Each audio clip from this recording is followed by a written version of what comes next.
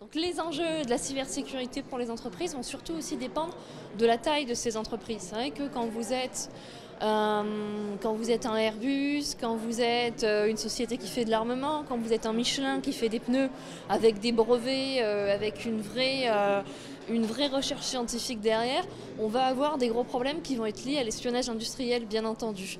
Les petites entreprises, les petites PME, encore une fois, ça va dépendre de ce qu'elles ont comme données. Ça peut être des données bancaires, des simples sites de e-commerce avec un petit stock, une entreprise qui est gérée par 1, 2, 3 personnes grand max. Là, il va y avoir un intérêt pour les pirates à voler les données bancaires de paiement.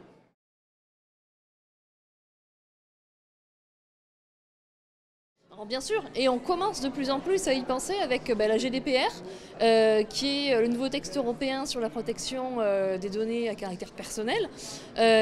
Donc tous les pays européens vont se mettre en accord. À partir de mai 2018, il faudra que les entreprises, petites ou grandes, soient toutes sur la même baseline au niveau du traitement de ces données à caractère personnel. Donc tout ce qui permet de vous identifier, nom, adresse, sexe, date de naissance et par exemple vos numéros de carte bleue aussi, votre numéro de sécurité sociale qui a moins de valeur ici qu'aux États-Unis, mais tout de même.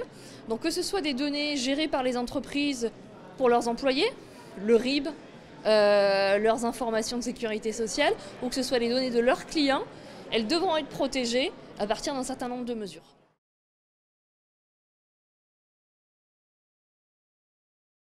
Alors les erreurs qu'on retrouve souvent, là on a un cas d'école avec Uber ces derniers temps qui s'était fait attraper pour exactement le même problème en 2015.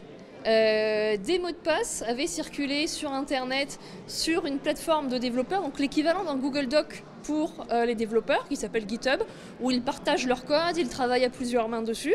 Des mots de passe avaient été publiés sur cette plateforme par les développeurs parce que c'était plus facile et plus pratique pour eux. Et un pirate avait volé les données.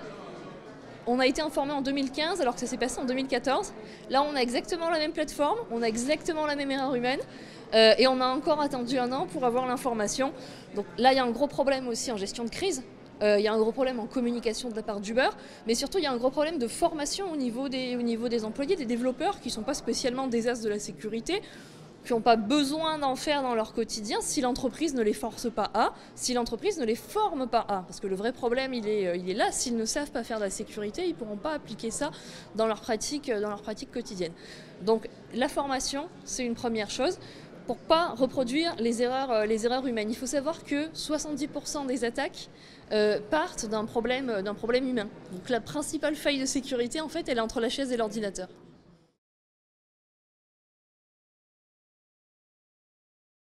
Alors au niveau défense, il y a des pays qui vont être un peu à la pointe.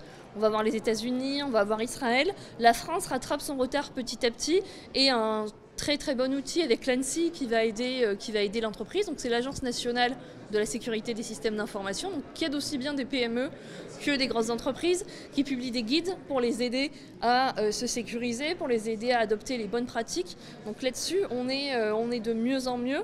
Maintenant, au niveau de la sécurité des entreprises, c'est vrai que c'est assez disparate parce que vous avez les grosses entreprises qui vont voir un enjeu au niveau de l'espionnage industriel, qui vont voir un enjeu aussi au niveau de leur assureur. S'ils veulent que leur assureur leur rembourse des pertes, il faut pouvoir prouver qu'on a travaillé et on a amélioré la sécurité.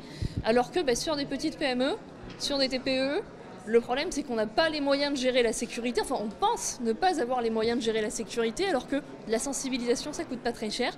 Et donc, là-dessus, il y a encore des efforts à faire au niveau des toutes petites structures.